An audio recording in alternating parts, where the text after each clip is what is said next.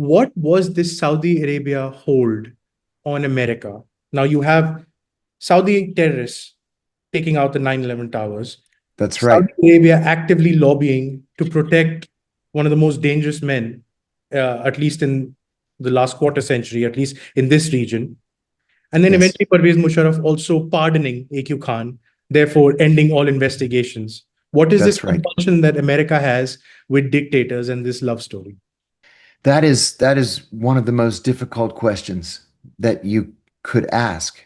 You know, we like to try to convince the world that we are a shining beacon of hope for democracy and human rights and equality, and it's just simply not true. Hmm. Our foreign relations, our foreign relations are based on our national needs at any given moment. We don't do things because they're the right thing to do. Hmm. We do them because they happen to be good for us that day, which is why we get into bed with so many dictators around the world, which is why we get into bed with so many politicians who are so extreme in their personal politics that it makes no sense to the American people. Why are we in bed with Benjamin Netanyahu right now Right. when Right. we've known Netanyahu since the 1980s as an Yes. extremist? Yes. Because it's it's the easy thing to do and it serves our purposes, today. That may change tomorrow, but today it's okay. I worked for an ambassador in Bahrain who was an absolutely lovely man. And he said one day, I still remember this. I was young and impressionable, and he said, our foreign policy in Saudi Arabia really is as simple as we buy their oil and they buy our weapons. That's it. That's it. That's it. That's the basis. He said, you spend your career in the Middle East. I've spent my entire adult life in the Middle East. He said, I don't like the Saudis. They don't like us. But we pretend to have this special relationship, right? Even in the American embassy, my first overseas tour was in Saudi Arabia. And I Hmm. remember an enormous photograph. It had to be 2 meters across. And it was President Franklin Roosevelt and King Abdulaziz ibn Saud, the founder of Saudi Arabia, Yeah. in the back of a car together. And this was supposed to be emblematic of our special relationship with the Saudis. But when I first arrived in Saudi Arabia, um, I was placed in embassy housing. So I was living in an apartment in the diplomatic quarter, and I would walk a block or two to the embassy and go in the back entrance of the embassy.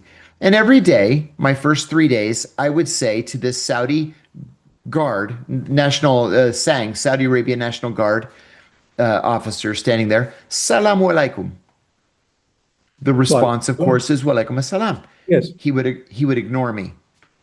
So the next day, I went in and I said, Salamu alaikum. Hmm. And he ignored me. The third day, I went in and I said, Sabah al khair wa assalamu alaikum. Good morning Right. and peace be upon you. He ignored me. And I stopped and I said to him, what's your problem? And he said to me in English, he said, you are hired help. We paid for you to come here and defend us. We are not friends. Hmm. And I said, you know what? You're right. We aren't friends. I don't like you, and I don't like any of your compatriots. None of them. Right. And then I never spoke to him again. But that was the US Saudi relationship in a nutshell. Do you think Saudi Arabia knows this now? Because with this mutual defense pact, again, I keep coming back to the nuclear thing and them sort of, basically seeking nuclear deterrence with the help of Pakistan. Then it appears with this Trump regime that a certain amount of American retrenchment has happened in the Yeah, region, where it's yeah, almost like a hemispheric defense now that America is focusing on. So Saudi Arabia always had the US for its back. Now that US is not, at least it appears that it's not highly dependent on Saudi oil, Saudi energy. Do you think Saudi Arabia is doing this as an insurance pact? Absolutely, yes. And it's not just Saudi Arabia, it's Kuwait as well. Kuwait last year made a purchase of, not made a purchase, made a sale of oil to China, and for the very first time ever, took payment in yuan. Yuan. Hmm. Yeah. First time ever that payment was not in dollars. So I think everybody is coming around to the notion that here in the United States, we're sitting on an ocean of oil. Okay, we have shale oil enough to last us 500 years. We don't need Middle Eastern oil. We buy it because it's good for relations, Yes, because we buy it and then they buy our weapon systems. right. So we continue to do that. But when push comes to shove, we don't need the Saudis anymore. And We that's what, don't. And so they're hedging their bets. yeah. They're improving their relations with China. They're Mm. improving their relations with India, which is a huge market and in need of oil. Yes, And you know, if the Indians are going to have problems, especially from the United States, buying Russian oil or Russian natural gas, oh, they should just buy it from Saudi Arabia. It makes it even easier. right. Yeah, So I absolutely. think we're Yeah. seeing a transformation here in the way the A world very operates. dynamic geopolitical shift is being viewed here. That's why conversations like Agreed. with you, someone in the field and who has historical context, I mean, it's fantastic. You know,